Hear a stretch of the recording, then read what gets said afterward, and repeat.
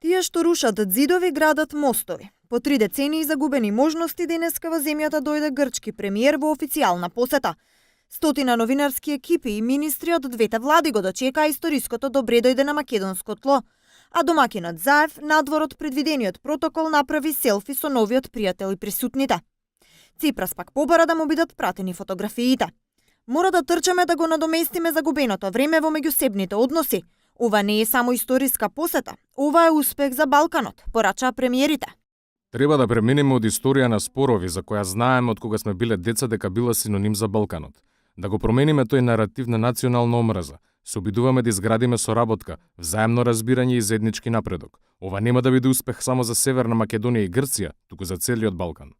Се одржа двочасовна меѓувладина седница на Високиот совет за соработка меѓу двете земји и се потпиша акцијски план за зајакнување на соработката согласно договорот од Преспа. Министрите од двете влади пак потпишаа повеќе договори, меѓу кои договор за отворање на нов граничен премин за поврзување на Мајдан и Промахеј во Грција. До средината на мај да се формира заедничката експертска група за комерцијалната употреба на името, терминологиите и брендовите.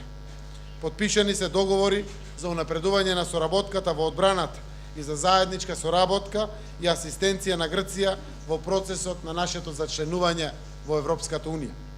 Од огромно значење за двете земји се потпишаните меморандуми во областа на транспортот, но и разговорите кои се водеа за взаемна поддршка и проектите во енергетиката, во дигитализацијата, за прекуграничната соработка, здравството.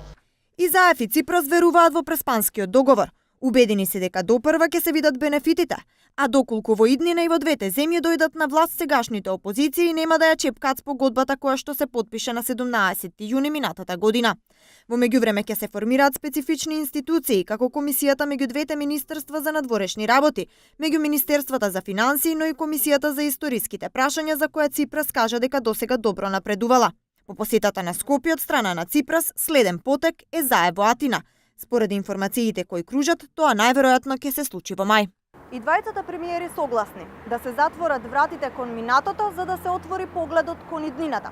Ципрас денеска дојде со владина делегација составена од голем број министри, но она што е уште поважно е дека со себе донесе 120 грчки бизнисмени кои се подготвени да инвестираат во државата.